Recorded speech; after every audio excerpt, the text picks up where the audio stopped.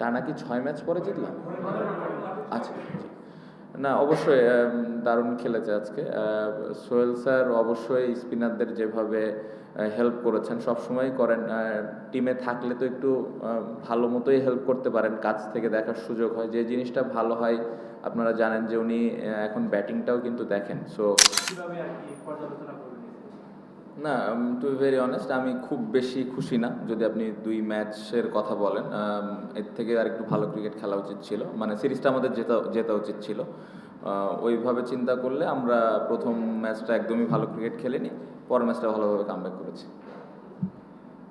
Captain, একটু মিরাজের batting নিয়ে জানতে চাচ্ছিলাম। আপনি যদি সব 3টা বছর দেখেন, সাজেহানের থেকে পুরো ওয়ার্ল্ড ক্রিকেটে মিরাজ যে বেশি রান, খুব বেশি রান খেলতেন। পাকিস্তানের খুব সম্ভবত আগা সালমান আর অ্যালেক্স কেলি 50তেও মিরাজ বেশি উপরের দিকে গেছে।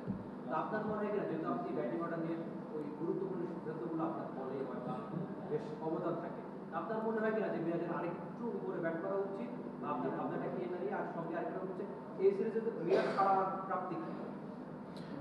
প্রথমত আমাকে একটু আগে বলবেন যে আরেকটু ওপরে বলতে কত ওপরে?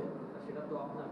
না, আমার কাছে যদি মনে হয় আরেকটু ওপরে বলতে আপনি যতটুকু বুঝাচ্ছেন হয়তো 4-5 এরকম হতে পারে।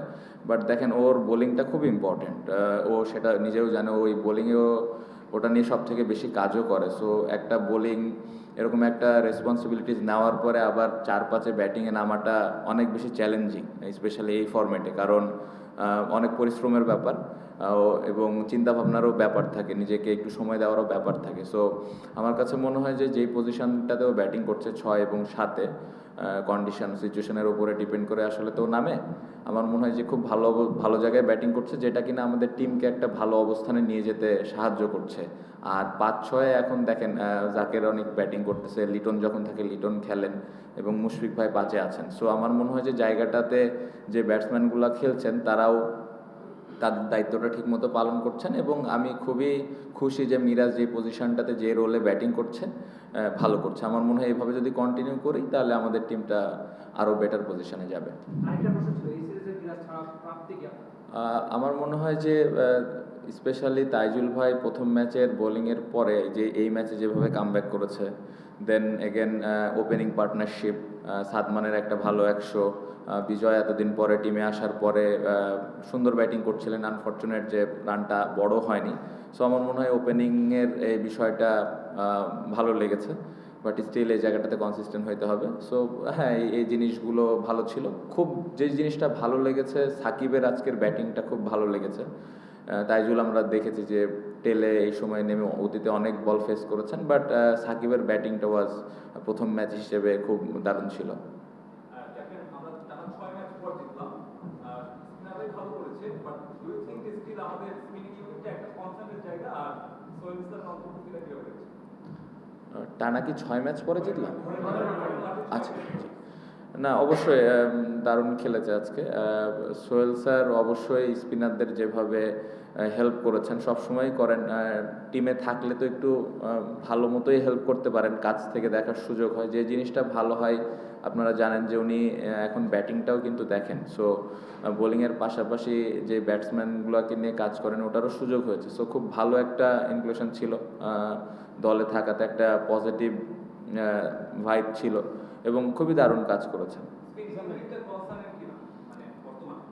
আমাদের স্পিন ইউনিট, না আমার কাছে মনে হয় না। কারণ আমার মনে হয় যে স্পিনাররা ভালোই বল করছে, সবসময় ভালো বল করে। একটা দুইটা দিন 19-20 হতে পারে, কারণ আপনি যদি দেখেন যে লাস্ট 10-15 বছর সবসময় কিন্তু স্পিনাররাই ভালো করে আসছে। সো আসলে তাদের উপরে বাড়তি কোনো প্রেশার আমি দিতে চাই না, কারণ তারা কনসিস্টেন্টলি ভালোই করে সব সময়। আপনি যেটা দেখেন যে পেস বোলাররা এখন ভালো করাতে স্পিনারদের ওপরে একটু প্রেশারটা কমেছে। সো আমি স্পিনারদেরকে নিয়ে একদমই চিন্তিত না, এবং তারা কনসিস্টেন্টলি ভালোই করছে। আজকে ব্যাটিং এর কিরকম একটা ফাইট ব্যাক ছিল 291 7 থেকে 444 তিনি ব্যাটিং করেছে মিরাজ। আর আপনি বললেন যে তানজিম সাকিবের ব্যাটিং মানে এটা দলের টেস্টিংয়ের খুব ইম্পর্টেন্ট আমার মনে হয়। দেখেন, আগে আমরা কিন্তু যখন স্পেশালি ঘরের মাঠে খেলতাম 4টা বোলার নিয়ে খেলতাম। সো আপনি যদি টেস্ট ম্যাচ জিততে চান অবশ্যই জেনুইন 5টা বোলার লাগবে। সো যেটা আমরা করছি, এটা করার কারণই হলো আমাদের হাসান মাহমুদ, তাইজুল ভাই, ইভেন আজকে সাকিব, ইভেন যখন রানা বা খালেদ যখন খেলে তারাও চেষ্টা করে, তাসকিন ভাই তো চেষ্টা করে যে ব্যাটিংটা কিভাবে ইমপ্রুভ করা যায়, কারণ ওই 10টা রান এক একজনের 10টা রান বা 50টা বল ফেস করা একটা সেট ব্যাটসম্যানের সাথে খুব ইম্পর্টেন্ট, আজকে তার একটা ভালো প্রমাণ। সো আমার মনে হয় যে ওই যারা লোয়ার মিডল অর্ডার এবং লোয়ার অর্ডারে ব্যাটিং করে তারা এটা নিয়ে কাজ করছেন। এবং ইভেন যদি আপনি ওয়েস্ট ইন্ডিজও দেখেন, জাকের আলী যে 97 না 98 করলো, তার সাথে কিন্তু টেলি ছিল। সো এই জিনিসটা এখন সবাই অনেক গুরুত্ব দিচ্ছে, স্পেশালি যারা ওই জায়গায় ব্যাটিং করে। সো খুব ইম্পর্টেন্ট, আমি আশা করব যে এই জায়গায় যারা ব্যাটিং করে তাদের মধ্যে আরও অ্যাবিলিটি আছে এখান থেকে আরও ইমপ্রুভ করার। ক্যাপ্টেন, এই টেস্ট শুরুর আগে টিমের কাছে আপনার ম্যাচটি কিছু ডেফিনেটলি আপনি জিততে চেয়েছেন, কিন্তু সেটা জাস্ট একটা জয় নাকি বড় ব্যবধানে জিততে হবে, মানে দাপট একটা জয় সেটা, প্লাস হলো যে শ্রীলঙ্কার সামনে আছে টেস্ট শুরু করতে, ওই শ্রীলঙ্কা শুরুর আগে কোন কোন জায়গায় আপনার স্পেসিফিক ইমপ্রুভমেন্ট আপনি চাই? না, আমরা প্রথম টেস্ট ম্যাচটা খুবই খারাপ খেলেছি, খুবই খারাপ খেলেছি। আমার মনে হয় যে ওই জায়গা থেকে এই টেস্ট ম্যাচটা আসলে এরকম না যে জিততেই হবে বা আমরা অনেক বড় ব্যবধানে জিততে চাই, এইভাবে আসি নাই। আমরা যে জিনিসটা চেষ্টা করেছি যে আমাদের অ্যাবিলিটি, আমাদের ক্যাপাবিলিটি কতটুকু, আমরা আসলে কত ভালো দল। কারণ ওয়েস্ট ইন্ডিজের মতো জায়গায় যে আমরা যদি টেস্ট জিতি, আমরা যদি পাকিস্তানের মতো জায়গায় যে টেস্ট জিতি, তাহলে আমাদের ওই অ্যাবিলিটিটুকু আছে।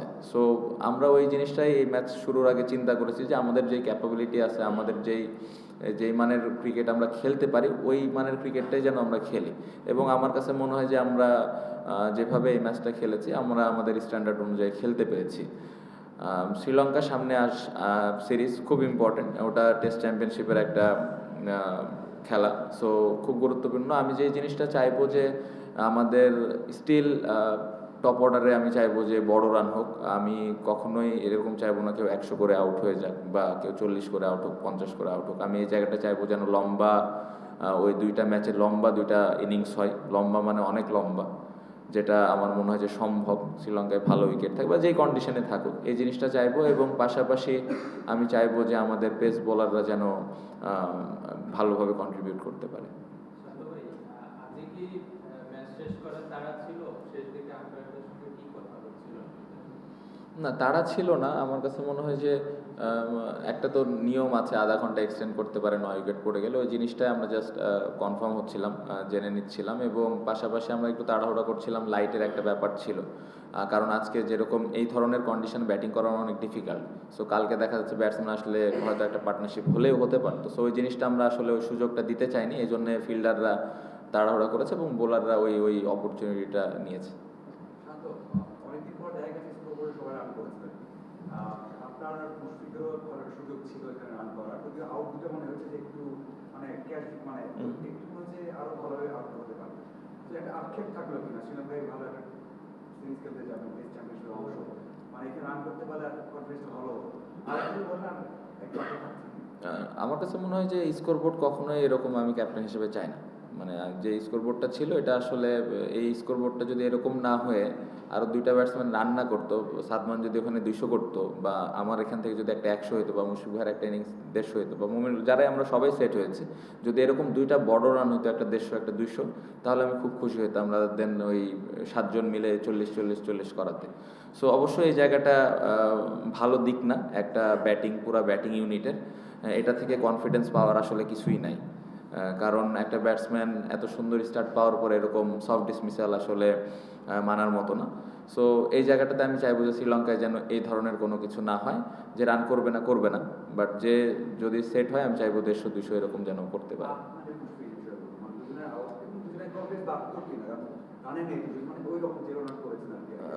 দেখেন, মুশফিক ভাই যে যতক্ষণ ব্যাটিং করেছে ওনাকে দেখে কখনোই মনে হয়নি যে উনি কনফিডেন্সের অভাবে ভুগছেন। একটা মানুষ 90+ টেস্ট খেলার পরে আসলে কনফিডেন্সের যে অনেক নিচের দিকে থাকতে পারে, আমার সেটা মনে হয়নি।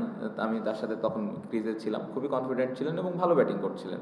আমার কথা যদি বলেন পার্সোনালি, আমারও এরকম ফিল হয় না যে আমি অনেক নার্ভাস ফিল করছি, আজকে আমার অনেক কিছু দেখাই ফেলতে হবে। আমি জাস্ট ব্যাটিংটা এনজয় করছিলাম। বাট এগেন, এ ধরনের সফট ডিসমিসাল আসলে হওয়াটা উচিত না। এবং এই জিনিসটা হলে আসলে টিমের ক্ষতি হয়। সো চেষ্টা করব যে সামনে যেন এই ধরনের আউট বা এরকম সিচুয়েশনে যেন আমরা আউট না হই। Thank you. Thank you.